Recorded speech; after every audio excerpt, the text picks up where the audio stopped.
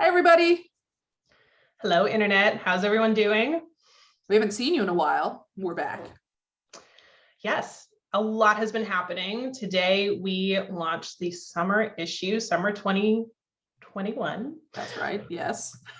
Yeah, so we're a little frazzled and we're thrilled and we're honored and we're feeling the entire constellation of emotions we always feel when an issue comes out. This is our 17th issue. I know. Isn't that crazy? That's insane. That's bananas. Yeah. And it's such an amazing issue. The theme is out of the ashes. Yes, which I'm excited about. We're always excited about it, but this one feels like it relates to so much of our journey with Hidden Compass and the types of stories that we wanted to publish when we started. And so I think this issue is filled with the types of stories we envisioned when we talked about wanting to be a publication that, was brave enough to publish stories that might seem too heavy or that take us to uncomfortable places, but also challenge us in ways. Yeah, we started as a travel magazine. Now we call ourselves a magazine of exploration. Right. But when we first started, we started with this vision of what travel journalism could be, what it is at its best, what we've read in the past and what inspired us in our profession. And so this issue is full of these really thorny, deep, difficult, important themes. So civil war and revolution, conflict photojournalism, the suppression of fire and where that's gotten us. Right. And our deeply flawed historical figures, deeply flawed heroes, historical heroes, which is a topic that is timely in so many ways right now. Yes. And also, this is an issue that also delves into the systems that humans set up to declare that certain people are less valuable than others, and how those systems impact other things as well. And so there's a lot in this issue. There's a lot of those difficult, thorny topics that we don't shy away from, but it isn't often that we get so many of them in a single issue. Yeah, and I've seen themes like this pop up a lot in journalism lately. And what I love about what we do is that we celebrate the personal narrative alongside the deep research and alongside the journalism and marry them together. And this issue, I just can't believe that we're publishing an issue called Out of the Ashes in this moment. We always try and be timely. This particular, given everything that has been happening lately, feels like an issue I'm proud to publish and also really need to read right now. Definitely, because even though this is a little bit of a heavier issue in some ways, all of these stories are also rooted in hope. And I think that's also something that we strive for, right? We don't like to take the sort of the fatalistic view of the world. We understand that there are challenges, but we also understand that there's so much to be hopeful about. And so these stories bring that to us. Yeah, and I think that we feel like we can publish pieces that delve into darker topics and still celebrate the hopeful side of things. And we say that we're not your typical travel magazine, and this is what we're talking about. Right. I mean, sometimes we say that a little tongue in cheek, but this is exactly what we mean in this issue. Yeah. And I like these stories on so many levels. We talk about the importance of storytelling and journalism. We talk about the importance of informing us about all of these themes and what's happening throughout the world and in history as well. And I think when people think about the importance of journalism, they think about the importance of being informed, which is a huge part of it and is critical. But there's also that aspect of being inspired. Definitely. And inspired on a personal level, but also this is almost like our species' own internal dialogue and occasional pep talk. Yeah. That cascades down to the individual level as well. Right, because personal stories are what move us, or those are the stories that often inspire us and teach us things about ourselves. And you can get a lot of that in third person stories as well, but there's something about going on a journey with the person who is telling the story and the impact that can have when it's done well. Yeah. So this issue has gotten us very contemplative, as you can see. Yes. We want to talk about the stories themselves. We'll also be doing video conversations with the storytellers, with the journalists, so that you can see their faces and hear their voices, which is kind of our thing, because we love to celebrate the human beings behind these incredible stories. So you'll get to meet them. They also have their profile pages on the website, so check those out. Right. So if you've been with us in past videos, this one's going to be a little bit different because we're going to focus more on the stories than we might usually do in sort of the first hurrah, the issues out video. Yeah. Yeah. So I want to start with the story that seems like the most literal, perhaps, interpretation of our theme, Out of the Ashes, which is A Spark of Hope. Yes, A Spark of Hope by Michelle Bigley, who is a writer, an activist, a teacher, and a mother. And this story is, I think, particularly relevant to the two of us, given where we live. Yeah, yeah. We're both based in California. This is a story that talks about the wildfires that have been rampaging through the state. Yeah, and it poses that question of, what if we're too late? Right, but it does it in a way that acknowledges that this is a legitimate question. It's one that I think you and I have both felt in a lot of ways, but it also it challenges the fatalism of that question, right? That there is a too late that we can't somehow adapt to, right? And so it challenges the fatalism of that. And what I love about this too is that it dovetails really nicely with our speaker series, which is coming up. We have a couple talks that are climate change talks in that speaker series, and we'll talk more about that at the end. But those talks also challenge sort of the doom and gloom version of it's all too late, so what does it matter, right? And that's not how we're approaching these issues. Yes, and they do them from the place of the gloom as well. I mean, acknowledging the gravity of the moment that we find ourselves in, for sure. Yeah, this story does a really good job of acknowledging the gravity and also challenging the fatalism of that question, what if we're too late? It also, so I was aware of prescribed burns and the ecological reasons for doing them and the concept of good fire and fire management, but I had never heard of a cultural burn before editing this story or working with Katie, who's our managing editor, to edit the story, which is an entirely different and important layer to our relationship with fire, and acknowledges the indigenous history and practices, which, you know, of which there are various forms here in California.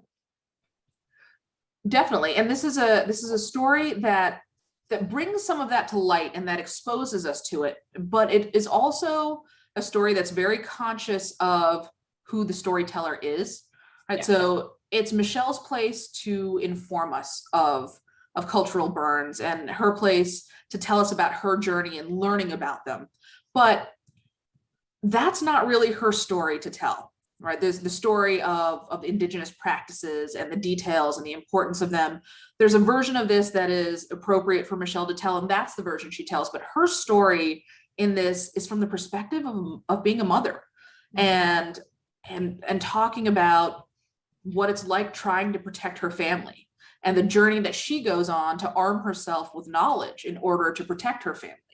Yes. And, you know, speaking of questions that are posed in the story, this idea of how you focus on protecting your family on your own survival, while also challenging the narrative that you're the center of the universe and that you should look at things based on how they impact you or your immediate family. And so this is a really good example of a story that brings in what seem like conflicting ideas and throws them together. Yep. It's a great read. There's some striking imagery that goes along with it. And it's, yeah, oh, go ahead.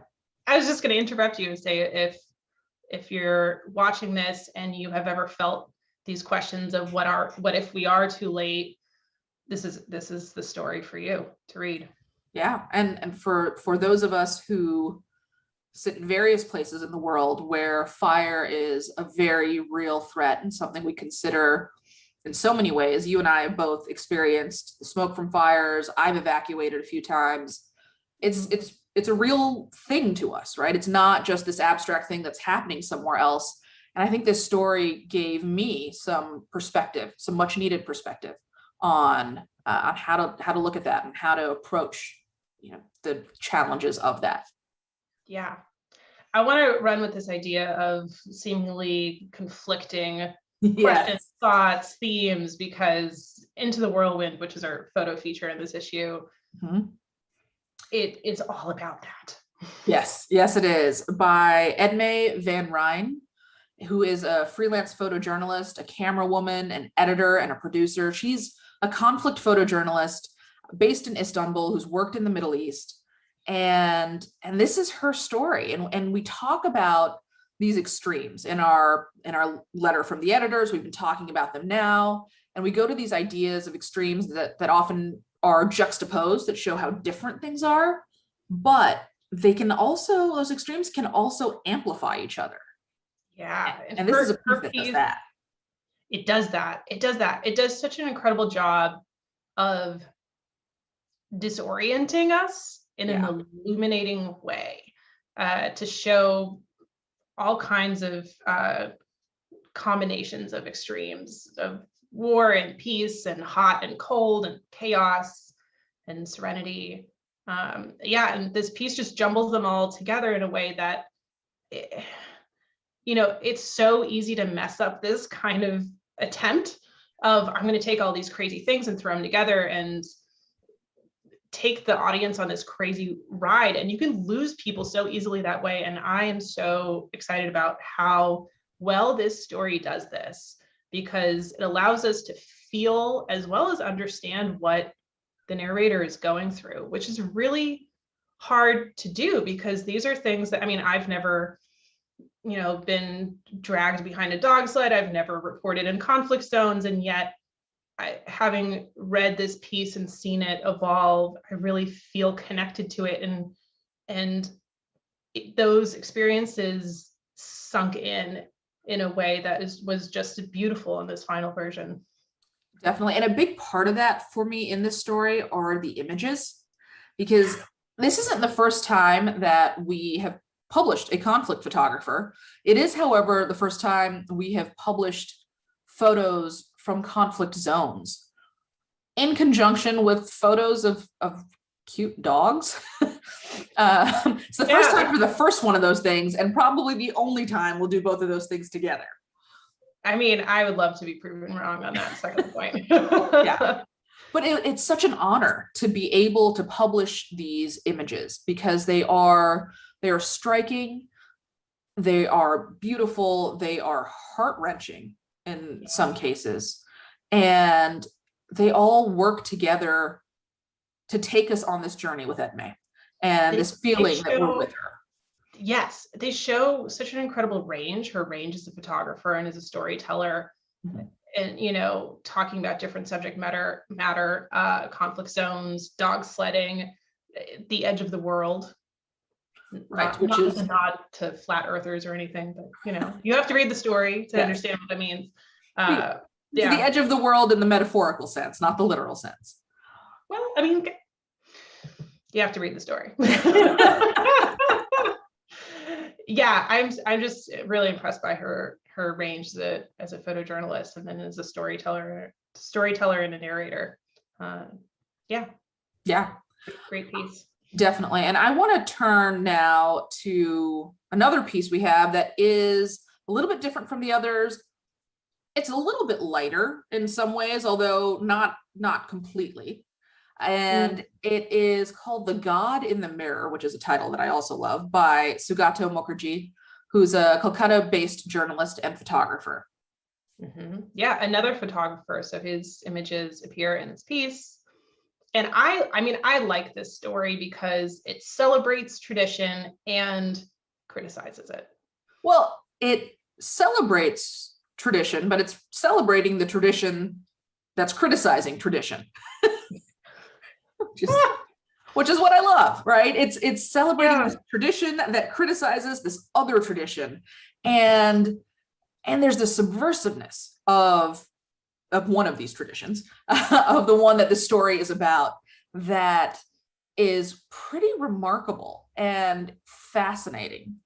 And so what are we talking about? Yeah, we have to yes. clarify for people. We're talking about Theyyam, which is a vibrant folk tradition that is practiced along India's Malabar coast in Kerala.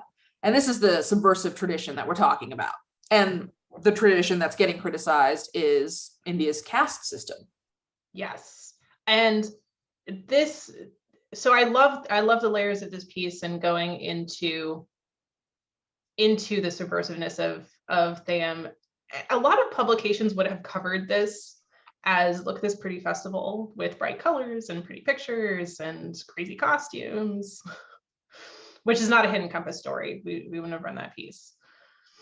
Right. This is a piece, as someone who is aware of how stories about India and places like that, and as someone who comes from a culture that is often kind of fetishized in Western media, those stories kind of drive me a little bananas. And I know that's not the story that we would ever publish about something like this, right? This is a story where the journalist, and who's also the photographer, goes to this festival not just to witness what it looks like and to reduce it to, a handful of images that portray it as this thing with costumes and fire and colors, but he goes there to understand it, to understand where it comes from and why it is the way it is, and how this festival that is, more than a millennium in the making, how it can turn hierarchy on its head. Yeah, and there's a way to do that also acknowledges the visual spectacle of the festivities. And I think, I'm also driven nuts by those stories for different reasons, the kinds of stories that we don't publish. But for me, it's, you could go so much further. There's so much underneath here. There's so much to dig into. So yeah, I'm really excited that this piece allowed me to be a part of that festival through the story, and then also understand the history and understand the context and get to know some of the practitioners. And I felt like I was really following along with Sugato's curiosity, and also he was a bit skeptical, but it challenged my skepticism too. So he did a lot of things really well in this piece. Yeah. I think that's a good segue. Speaking of trying to understand history, it's a good segue to our next story, which is called Eroded Myths by Robert Annis, who you may have read in our publication previously. And actually Sugato, who we just spoke about, also published with us previously. But Robert's story, Robert he's a seasoned reporter and an outdoor travel freelancer. Yeah, and his story, we talk all the time about heroes, right? And this expectation that heroes are perfect, and the disappointment that sometimes comes when we realize that they are human and deeply flawed. And so this story is all about that. And it's extremely timely. We, as a publication, we always ask that question: what are we contributing to the global conversation? And yeah, this story comes in at a point when the global conversation is all about this. Right. And I mean, there's this conversation happening right now about American history, about American heroes, about who we revere and who we criticize, and whether we can do both, whether we can honor their contributions while also criticizing their shortcomings. And the story takes that to another level, because it's very much about that in the context of American history, but it's also about Roosevelt is a big character in this piece, and Theodore Roosevelt as seen from the narrator as a third grader, and then evolving as a person, and the complexities and the shortcomings coming through. Go ahead, Sim. Right. Now, but this is also, there's another character that is central to this story, because this is just as much a story about grief and personalizing this conversation. And what makes it stand out is that his father, Robert's father, is also a character in this story. And it's about the shortcomings that the people we love often have. And it's timely, not just because of that historical conversation we were talking about, but also because we're still in the middle of, and we've just witnessed 4 to 5 years of incredible political divisiveness, often within families. And this is a conversation that lots of folks are having about people that they care about, and having it on a personal level. Yes. I'll also point out that one of the things I love about being a travel publication or an exploration publication based in the United States is having this opportunity to publish stories about our own country through a journey narrative and through a travel narrative. And oftentimes that doesn't happen as much as it could. And so this is a piece of self-reflection from an American who's thinking about American history. And of course, our heroes, be they historical figures or family members. Yes, and it's a beautiful piece and a poignant one. Yeah. Well, let's go to El Salvador, shall we? Let's do it. Just get on a plane and go. Yes. The last piece in the issue, last but not least, actually, this is kind of out of order anyway. But Wartime in the Woods is the piece by Jennifer Billick, who's an award-winning writer and best-selling author. And this is a piece about a lot of things. It's about a forest, Sinquera Forest in El Salvador, that is a character and a setting. And it's a setting for a lot of drama. A lot of drama: war, revolution, peace, conservation, life and death, reinvention, resilience. Lots of drama. Lots of drama. Resilience. But beyond the forest and the narrator, there are also 2 main characters in the story who are very different. One is a young revolutionary who fights back with a rifle, and the other is a conservationist and guide who shares his love of the ecosystem. And they're both tied to this forest in different ways, but they also both have a side of themselves that we don't see at first. Yes, you will have to read to find out what happened. Yeah, I can't say any more without. This is one of those where we don't want to give too much away. And so it is a spectacular story. And I think if you go read it, you will understand why we're maybe saying less than we might otherwise. And why your eyebrows are going like that. And why Sabine's eyebrows are dancing.